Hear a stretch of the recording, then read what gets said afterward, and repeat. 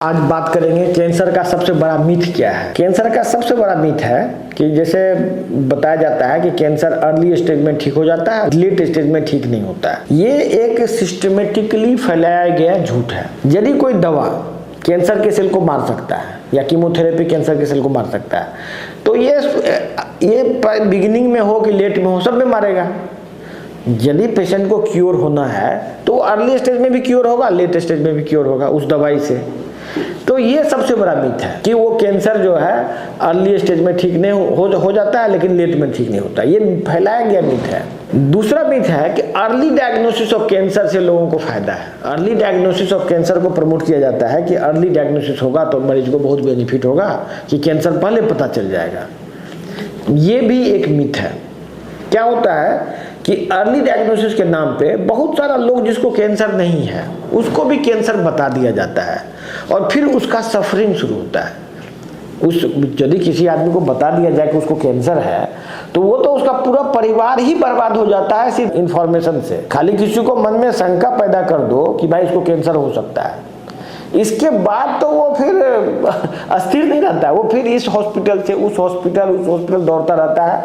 Ultimately वो यदि cancer नहीं भी है फिर भी ज्यादातर केस में वो मारा जाता है, या नहीं तो उसका पूरा परिवार बर्बाद हो जाता है। तो देखिए, डायग्नोसिस से ज्यादा जरूरी है इंटेंशन। जो भी संस्था कैंसर का इलाज करता है उसका नियत अच्छा होना चाहिए। नियत ही खराब है। एक और मिथ है कि कैंसर के इलाज को सस्ता बनाने से मतलब कैंसर का इलाज बहुत महंगा है। इसमें क्या होता है कि पेशेंट को सरकार यदि चाहे तो कैंसर के इलाज को फ्री कर सकती है, कैंसर के सारी दवाई को फ्री कर सकती है। गवर्नमेंट की तरफ से कैंसर मरीज को यदि फ्री में दवा मिले तो ये बीमारी अपने आप खत्म हो जाएगी। कैंसर की बीमारी क्या होगा, यदि फ्री में दवा मिले कैंसर के मरीज को, जो भी कीमोथेरेपी मिलता है, तो वो कैंसर की बीमारी पूरा दुनिया से खत्म हो जाएगी। ये कैसे होगा? ज्यादातर कैंसर का दवा जो कीमोथेरेपी लिखा जाता है उसमें कमीशन होता है सबका, डॉक्टर सबको पता है कि ये फालतू दवा है, इससे कुछ होना जाना है नहीं, लेकिन इतना हैवी कमीशन होता है कि उसके वजह से वो लिखते हैं। यदि वो दवाई फ्री हो जाए किसी को कमीशन नहीं मिलेगा, कोई लिखेगा ही नहीं। तो जब लिखेगा नहीं तो बहुत लोग का बीमारी ऐसे ही ठीक हो जाएगा। तब ऑटोमेटिक जो डॉक्टर जो ऑन्कोलॉजिस्ट है वो ट्रीटमेंट नहीं करेगा जो वो कर रहा है, वो दूसरा ट्रीटमेंट करेगा जिससे कैंसर ठीक हो सकता है। तो कैंसर कैसे ठीक हो सकता है, ये इस बात पर सबसे बड़ा गवर्नमेंट को ये सोचना है। यदि गवर्नमेंट सचमुच में कैंसर का इलाज चाहती है, लोगों का भला चाहती है, तो कैंसर के मिथ पर एक्ट करे जो लोगों में गलतफहमी फैलाई गई है। कैंसर के बारे में तीसरा मिथ है कि कैंसर लाइलाज है, कभी ठीक नहीं हो सकता। ये भी मिथ है। कैंसर ठीक हो सकता है लेकिन किससे, कौन सा इलाज से? वो उस इलाज का नाम है नेचुरोपैथी। सिर्फ नेचुरोपैथी से ही कैंसर ठीक हो सकता है और कुछ सर्जरी का भी इस्तेमाल कैंसर में कारगर हो सकता है, लेकिन नेचुरोपैथी ही कैंसर को रोक सकता है। ये बात एलोपैथी के रिसर्च में पता चला है पिछले बहुत सालों में, जो साबित हो चुका है। वो साबित के हिसाब से आप देखते होंगे बहुत सारा लोग कैंसर सर्वाइवल का वीडियो यूट्यूब पे डालता है कि भाई उसका कैंसर ठीक हो गया। आप लोग जाके देखिए कि वो कैसे ठीक हुआ। कम से कम हजारों वीडियो मिलेगा आपको जो कि कैंसर सर्वाइवल है, कैंसर क्योर हो गया, कैंसर ठीक हो गया। और वो लोग का कैंसर ठीक हो गया जिसको एलोपैथिक में कई इलाज से कैंसर ठीक होने की कोई संभावना नहीं थी, बाद में उसको बोल दिया गया कि अब ये नहीं बचेगा। इसके बाद वो नेचुरोपैथी में गया और नेचुरल ट्रीटमेंट लिया और वो ठीक हुआ। नेचुरोपैथी के बारे में सबसे बड़ा ये भ्रम है कि वो घर पे इलाज करा सकता है। नेचुरोपैथी नहीं हो सकता। ये आपको कोई न कोई विशेषज्ञ के अंडर में ही ट्रीटमेंट लेना होगा। आपको नेचुरोपैथी डॉक्टर के शरण में जाना होगा। आपको घर में बैठे बैठे कुछ नुस्खे अपना के आप इस बीमारी से छुटकारा नहीं पा सकते, क्योंकि ये बहुत ही कॉम्प्लिकेटेड मामला है। थोड़ा मिस्टेक से कैंसर अचानक ही बढ़ने लगता है। ऐसे में फिर पेशेंट ठीक नहीं हो सकता। इसीलिए ये बहुत ही सीरियस मैटर है। बहुत लोग को ये लगता है कि आंवला का जूस पी लेंगे कैंसर ठीक हो जाएगा। ऐसा नहीं हो सकता है। इसमें बहुत सारा चीज को मिलाना पड़ेगा आपको। और जो नेचुरोपैथी और मेटाबॉलिक ट्रीटमेंट जो है, बेसिकली नेचुरोपैथी इंडिया में बोलते हैं, विदेशों में इसको मेटाबॉलिक ट्रीटमेंट बोलते हैं। इसमें सबसे पहले एक तो किताब लिखा था थॉमस सिफरिड अभी भी जिंदा है। उन्होंने डाइट के मॉडिफिकेशन से कैंसर का इलाज का किताब लिखा और उसको साइंटिफिकली प्रूव किया कि ये ट्रीटमेंट बाकी ट्रीटमेंट से बेहतर है। उसमें उसने कीटोजेनिक डाइट को बेस बना के ट्रीटमेंट बनाया, लेकिन बाद में पता चला कि कीटोजेनिक डाइट नहीं, वेजिटेरियन बेस्ड कीटोजेनिक डाइट से कैंसर ठीक हो सकता है।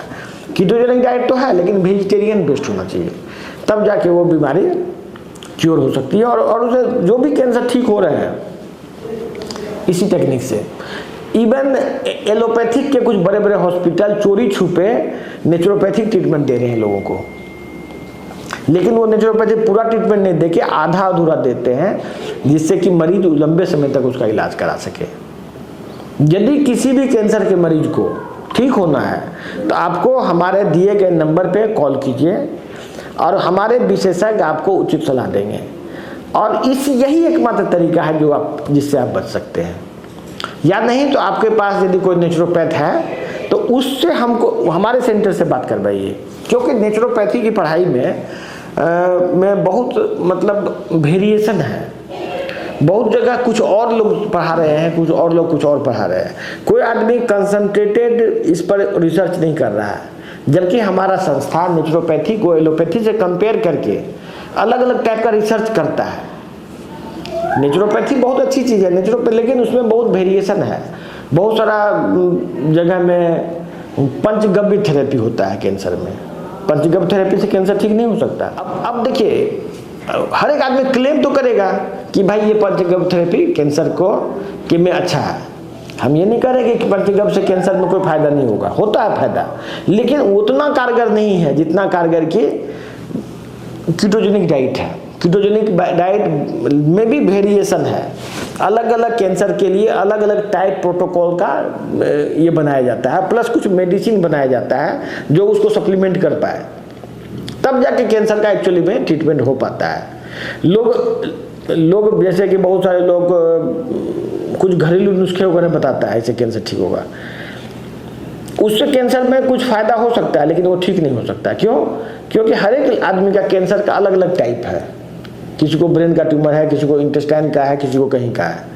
तो आपको उसके हिसाब से प्रोटोकॉल को फॉलो करके, और इतने सीरियस बीमारी में आप रिस्क नहीं ले सकते हैं, आपको रिस्क लेना भी नहीं चाहिए। या तो आप अपने नेचुरोपैथ से बात कीजिए और उस नेचुरोपैथ को हमारे से बात कराइए, तब हम उसको समझाएंगे कि कैसे वो कैंसर का इलाज कर सकता है और किस तरह से वो ठीक हो सकता है।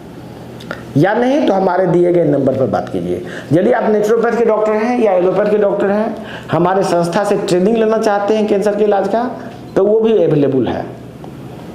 धन्यवाद।